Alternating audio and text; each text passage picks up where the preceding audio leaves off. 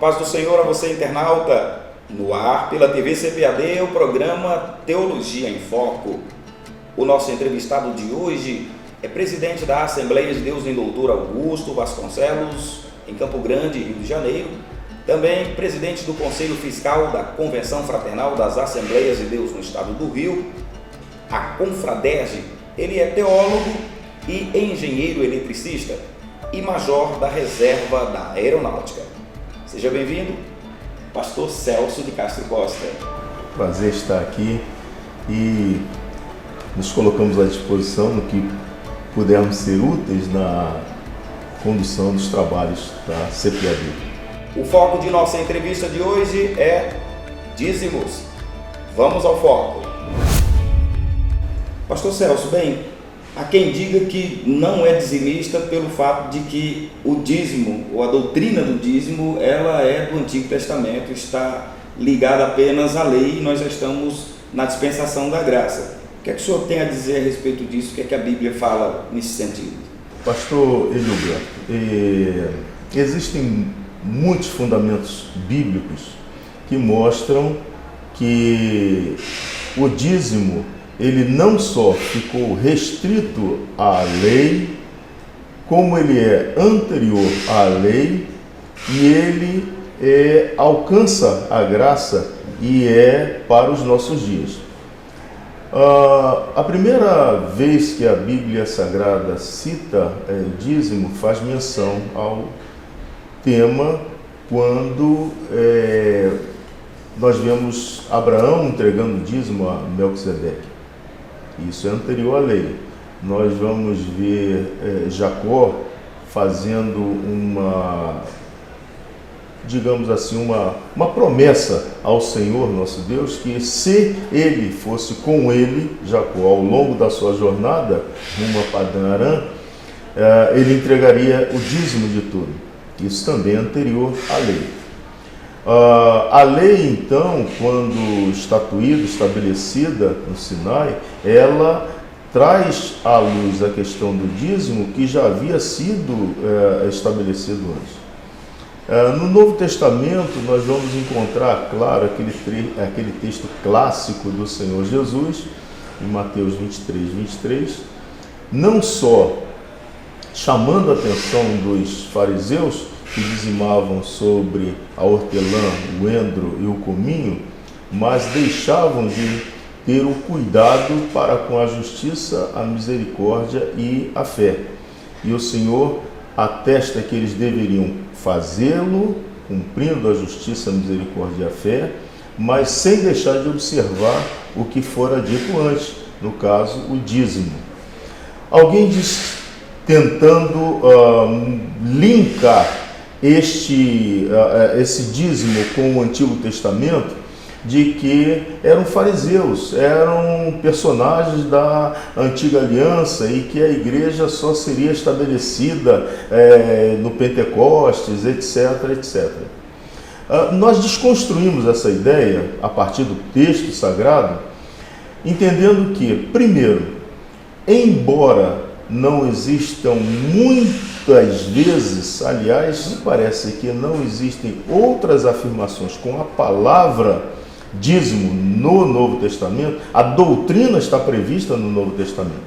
E para isso, nós precisamos entender qual era o objetivo do dízimo, para que ele foi estabelecido.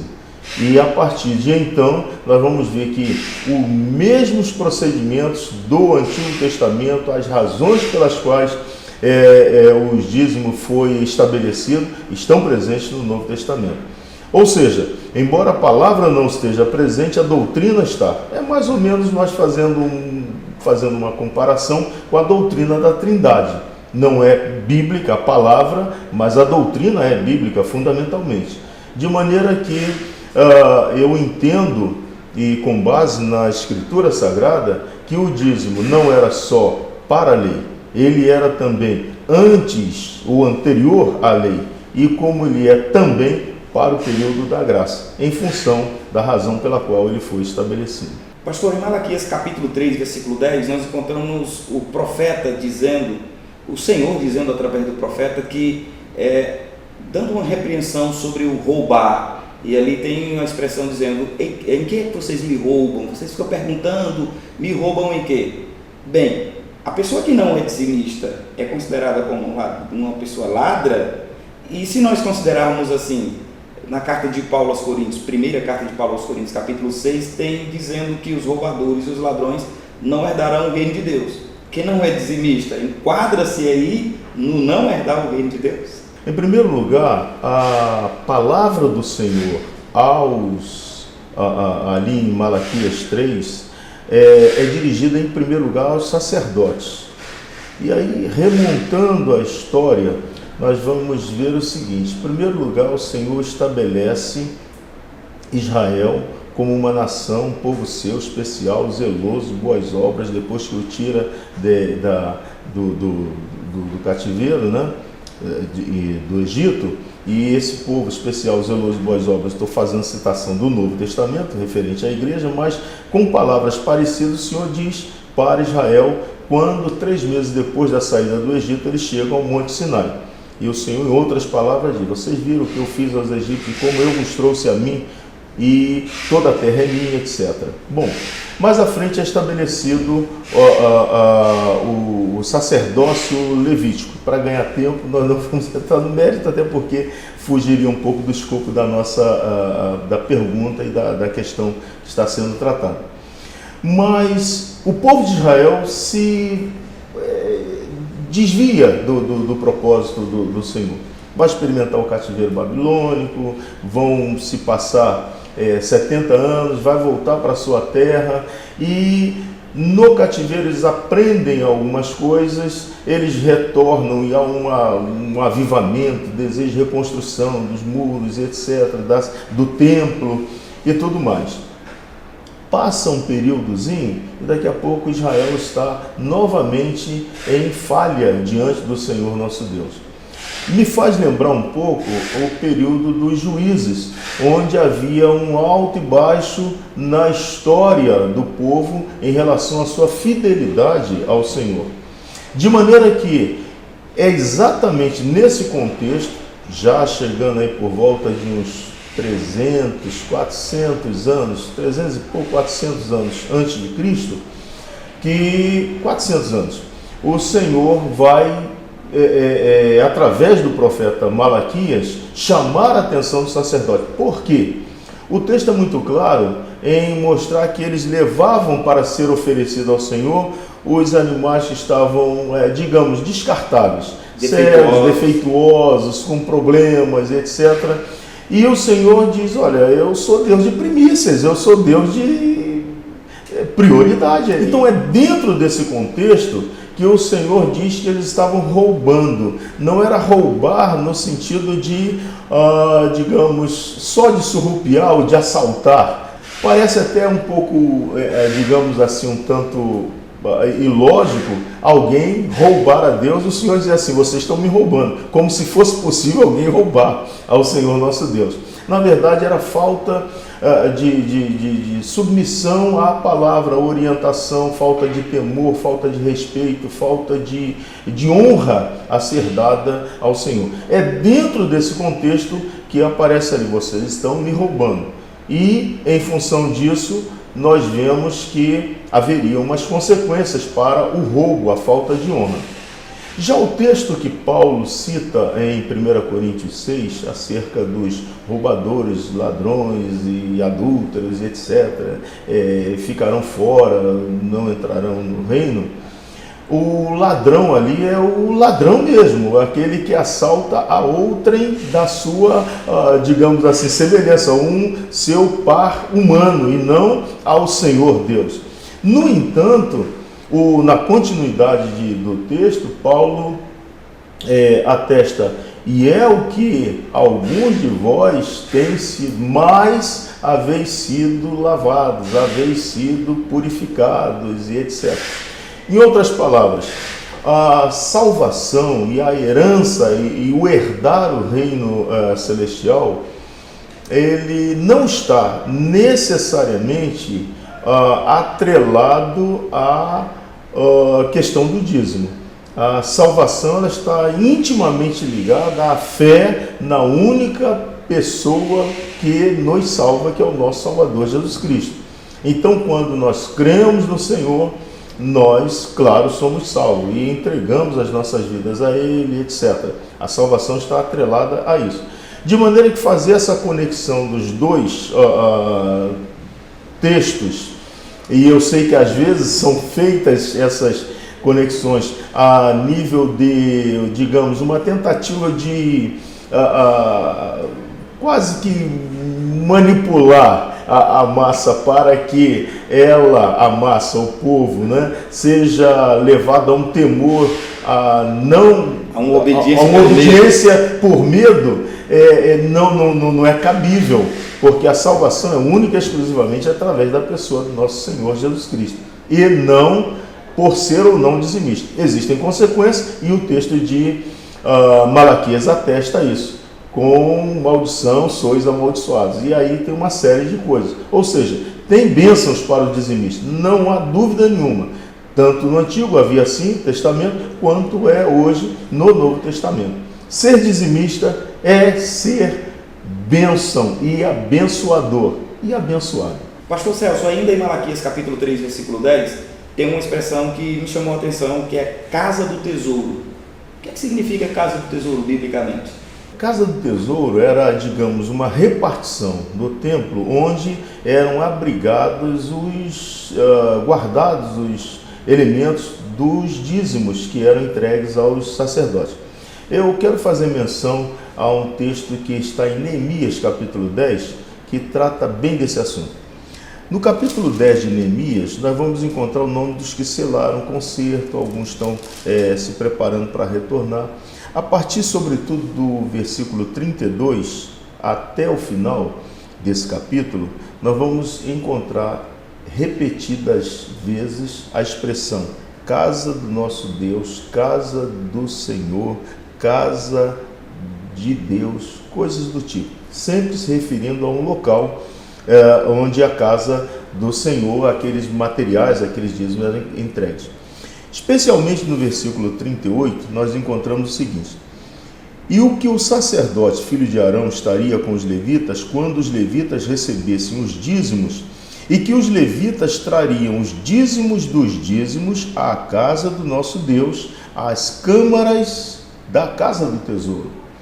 Porque aquelas câmaras dos filhos de Israel, os filhos de Levi, devem trazer ofertas alçadas do grão, do mosto, do azeite, porquanto ali estão os utensílios do santuário, como também os sacerdotes que ministram, e os porteiros e cantores, e que assim são, e para que assim não desamparemos a casa do nosso Deus. Ou seja, a casa do tesouro é um ambiente da casa do nosso Deus, onde eram guardados os elementos, frutos do dízimo entregue aos levitas. Pode-se equiparar hoje à tesouraria na igreja? Eu diria, pastor Gilberto, que grosseiramente sim, mas é mais do que isso. Porque na tesouraria, via de regra, se recolhe só os valores financeiros, né? Mas a Casa do Tesouro, ela avança para uma área de recolhimento de bens, oferta das mais diversas formas que chegavam e eram ali armazenadas na Casa do Tesouro. Nós vamos para um breve intervalo desse primeiro bloco. Já estamos de volta. Você, internauta, aguarde um pouco, voltamos já com o seu Teologia em Foco.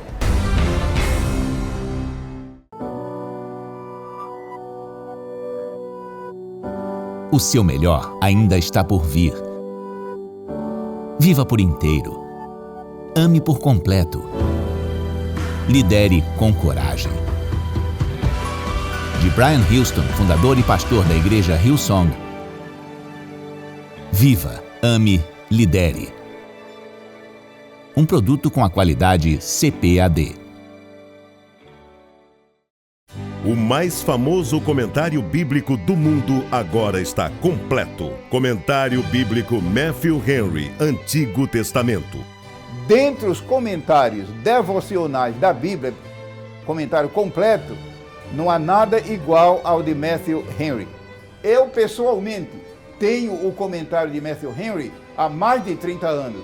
e sei o que ela representa pela influência que ela causou na minha vida e no meu ministério. Comentário Bíblico Matthew Henry, Antigo Testamento. Um produto com a qualidade CPAD. Estamos de volta com o seu Teologia em Foco e continuamos entrevistando o pastor Celso de Castro Costa sobre dízimos. O senhor falou sobre dízimo, também falou sobre oferta, e a pergunta que eu faço agora é: qual a diferença entre dízimo e oferta, pastor? Eu talvez não deveria, mas vou usar essa expressão, porque embora seja forte, impactante, ela é esclarecedora. Dízimo é um imposto, ou seja, é algo que tem já no seu nome um percentual. Então, dízimo é 10%. Já a oferta, ela é aberta e não está atrelada a um percentual. Tanto é que nós vamos encontrar inúmeras vezes no texto sagrado, especialmente Paulo ministrando sobre isso, doutrinando sobre isso, que se deve ofertar segundo o desejo, a disponibilidade, etc. Paulo, por exemplo, lá em 1 Coríntios 16, se não falha a memória, ele levanta uma oferta para os pobres, irmãos mais necessitados em Jerusalém. E ele diz: cada um contribua com liberalidade, com alegria, faça isso com o coração, ou seja, não pode ser de uma forma forçada e segundo a tua disponibilidade. Já o dízimo não. Dízimo, o nome já diz, é 10%. Daí eu usar a expressão, entre aspas, talvez muito forte, imposto, porque está atrelado um percentual à minha renda.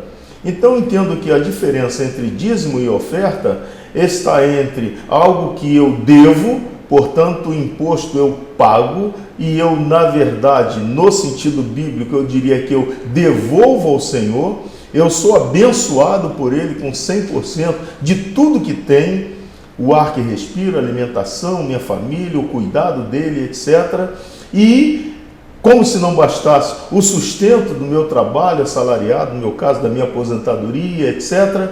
E Deus me diz assim: me dê 10%. Então é um imposto, tá certo?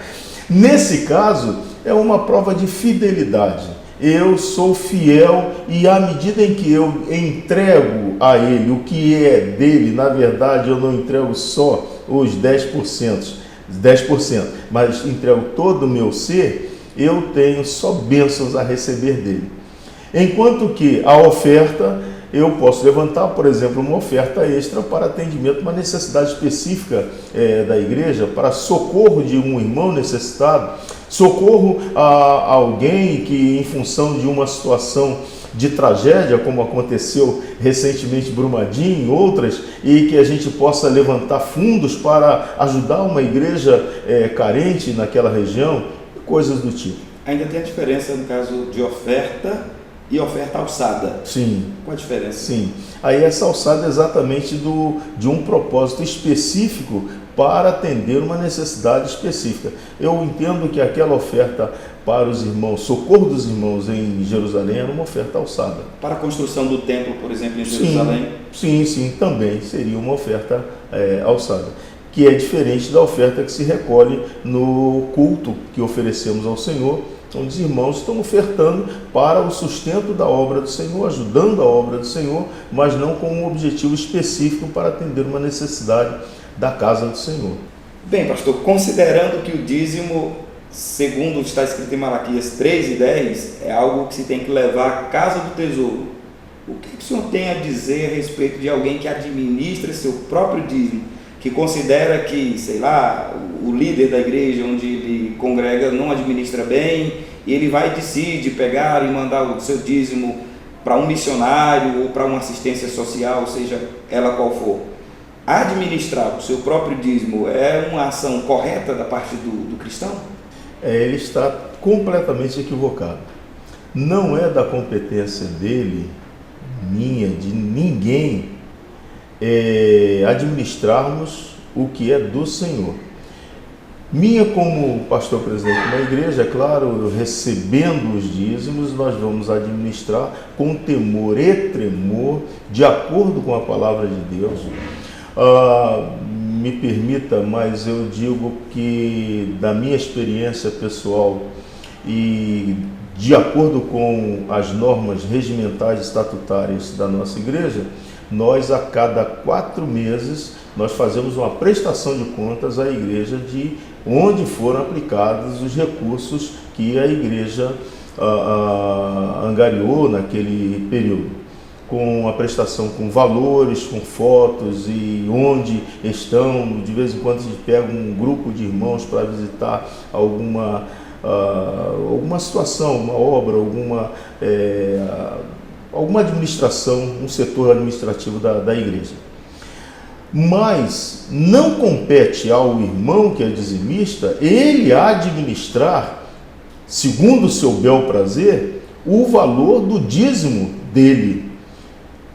A Bíblia diz: trazei todos os dízimos à casa do tesouro. Voltamos de novo a Malaquias, Voltamos a Malaquias. Capítulo 3. Exatamente. Porque ali é que vai ser feita a administração. Eu vou pegar por empréstimo mais uma vez um texto sagrado que vai me dar base para essa fundamentação.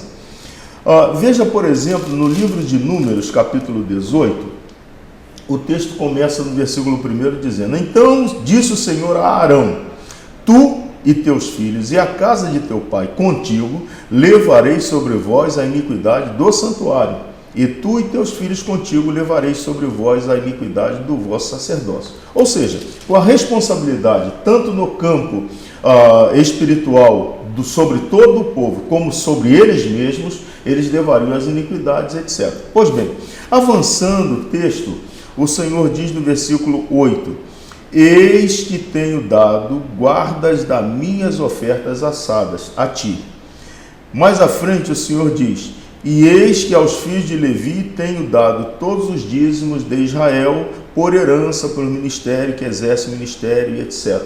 Em outras palavras, o Senhor tem dado ao sacerdote um valor para ele administrar no atendimento das necessidades dele pessoalmente, no caso aqui dos levitas, como também eles, levando a iniquidade de todo o povo, eles administrariam no campo espiritual sobre toda a nação.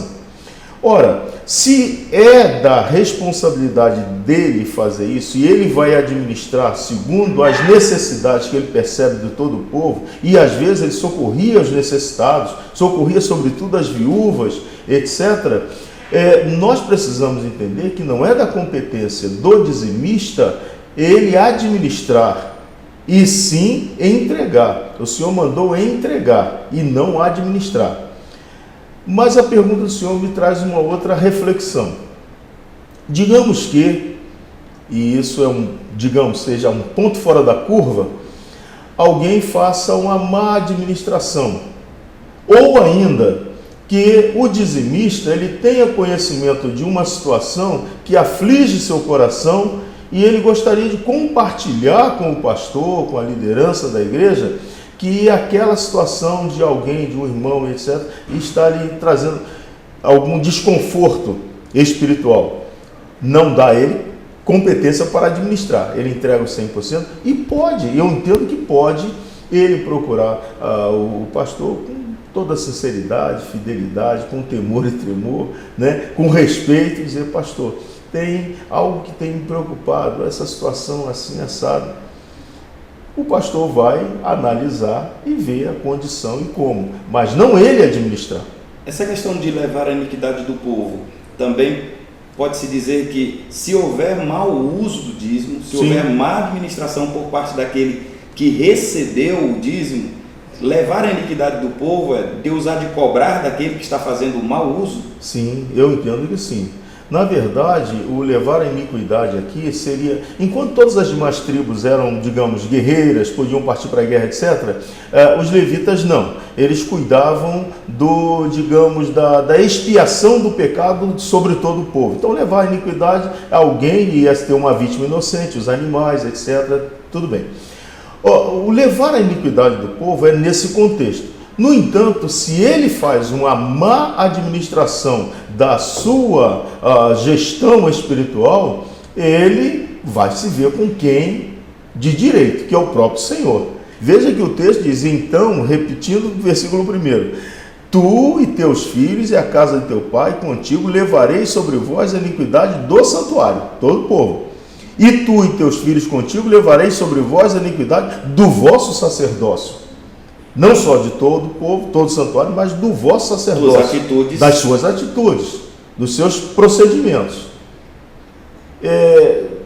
Com base nisso, pastor Edilberto, eu sei que não é o foco da pergunta, mas eu vejo com muita preocupação algumas coisas que a gente vê na mídia e algumas ideias lançadas por alguns líderes que fogem completamente da palavra de Deus. Pastor, há quem considere a expressão dizimar como inadequada, porque dizimar tem um outro sentido, é assolar, arruinar, e frequentemente nós usamos a expressão dizimar quando falamos do ato de entregar o dízimo na casa do Senhor. O que é que o senhor diz a respeito dessa questão do uso da expressão dizimar? Um tanto estranho, né? É que nós pegamos o verbo do substantivo e damos com a ideia do substantivo, mas a conotação vai ser outra, sobretudo para alguém que não é do nosso ambiente, digamos assim. Para o crente que está ali e tal, irmãos, vamos dizimar, ele vai entender o que significa, mas um visitante não cristão e conhecedor do vernáculo, ele vai dizer, peraí, vai dizimar quem? Né? O que vai fazer? Vai destruir, etc. Eu entendo, pastor Gilberto, que a melhor expressão é usar dízimo, o substantivo. Irmão, chegou a hora de nós entregarmos o dízimo ao Senhor. Entende? Eu acho que, até porque, sendo dízimo, repito aqui, disse ainda há pouco, forçando uma ideia, é um imposto e na verdade não deixa de ser, eu devo, então está na hora de eu entregar o que eu devo, está na hora de eu entregar o dízimo que é do Senhor. É claro que dizimar, embora muitas vezes utilizada a expressão de uma forma, não é o ideal, me parece que não seria o ideal, melhor usar o substantivo. Bem, pastor, nós ainda temos muito que conversar sobre dízimos e já nós estamos de volta porque nós vamos para um breve intervalo, amigo internauta. Você pode admirar toda a criação de Deus? Ele organizou o tempo, criou a luz e fez existir tudo com sua palavra. Conheça Indescritível. Este livro ajudará a criançada a descobrir a incrível criação de nosso indescritível Deus. Uma obra que mostra a majestade da criação, com descobertas científicas, fotografias, ilustrações e 100 devocionais sobre Deus e a ciência, finalizadas com uma oração. Adquira agora mesmo pelo nosso site cpad.com.br ou pelo 0800 021 7373. Indescritível, um lançamento CPAD.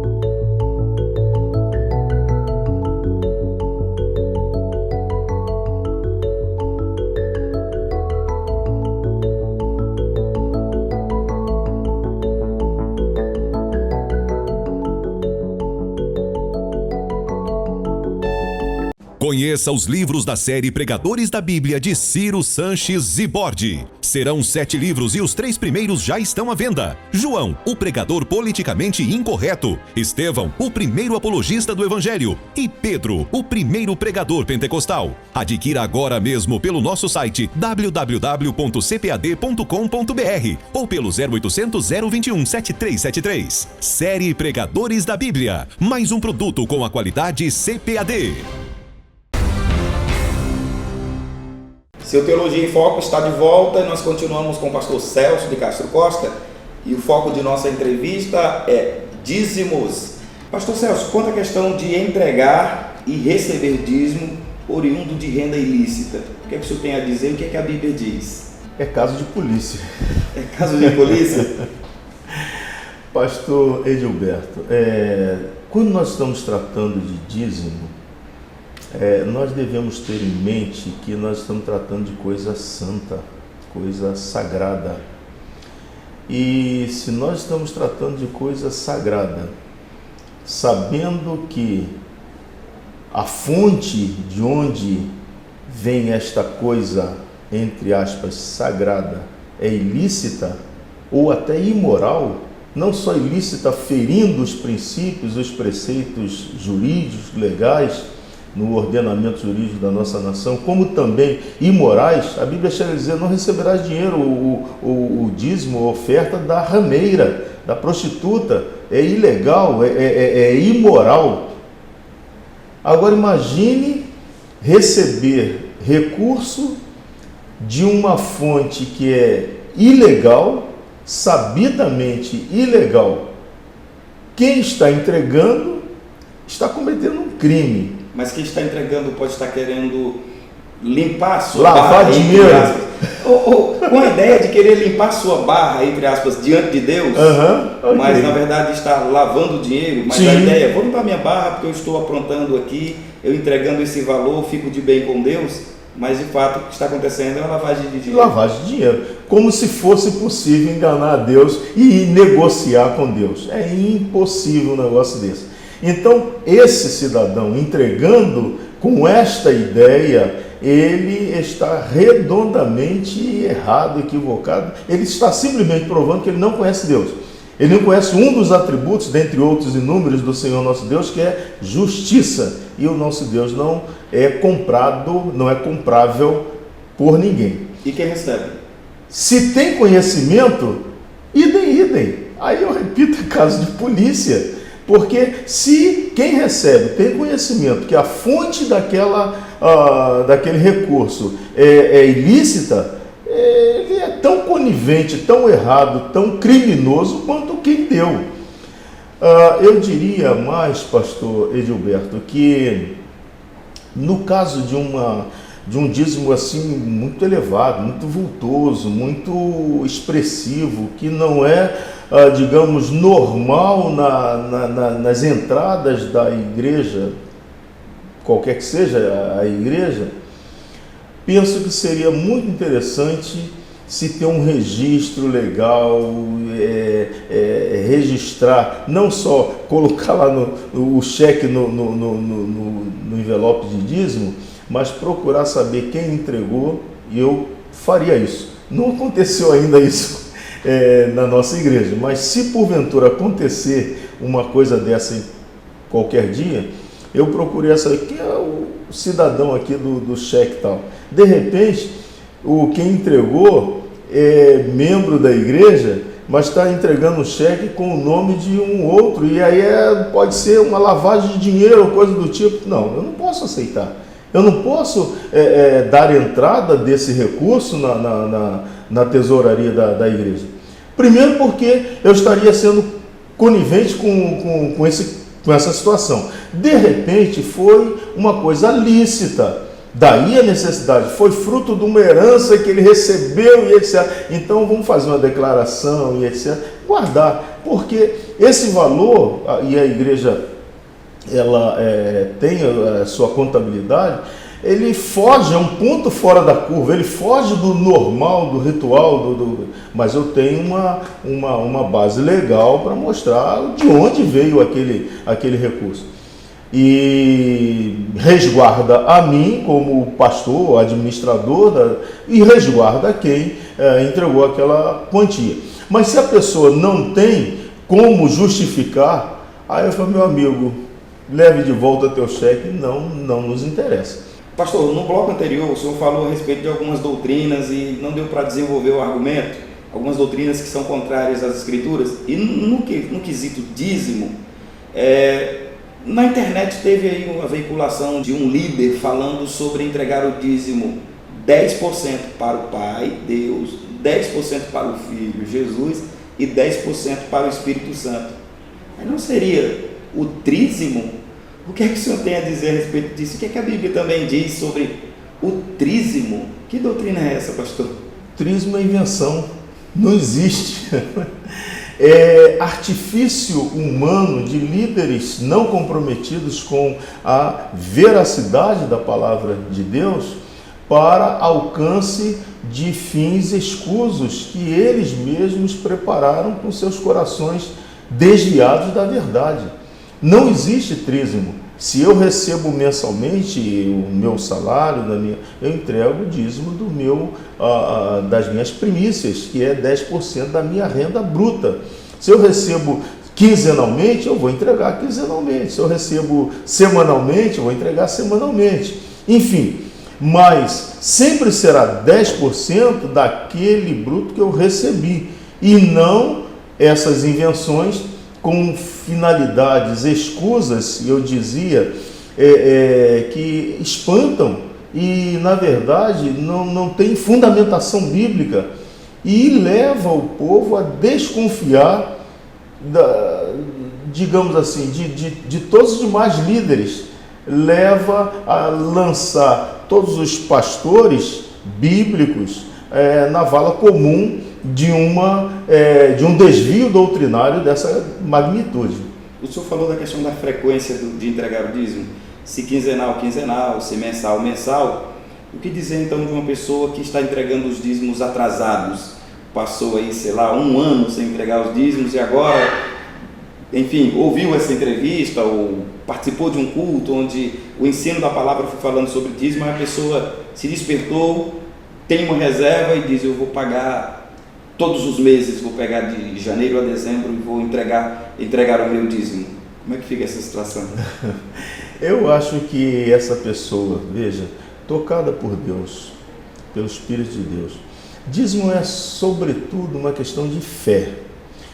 Não está aí implícita a ideia de salvação, como nós falamos, mas tocada pelo Espírito de Deus, pela palavra do Senhor, consciente de que falhou e desejando, e eu até recomendo que faça isso, reparar isso, procure seu pastor, converse com ele e diga: pastor, em função de algumas situações, enfim, abra o coração, eu durante tanto tempo não entreguei o dízimo bíblico para a casa do Senhor nosso Deus, e agora eu desejo regularizar isso, e faz um acerto, um programa como fazer isso, né?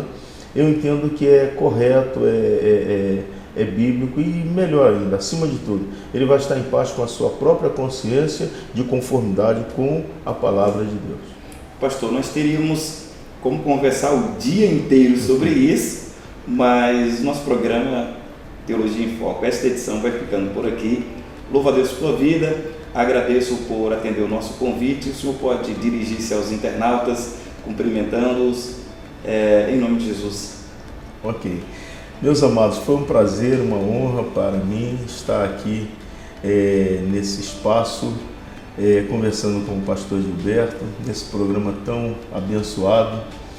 E em nome da minha família, da igreja que presido, eu quero deixar a saudação com a paz do nosso Senhor Jesus Cristo, e que Ele continue te abençoando grande e poderosamente. Ficamos por aqui com esta edição do seu Teologia em Foco. Até nosso próximo encontro. A paz do Senhor a todos.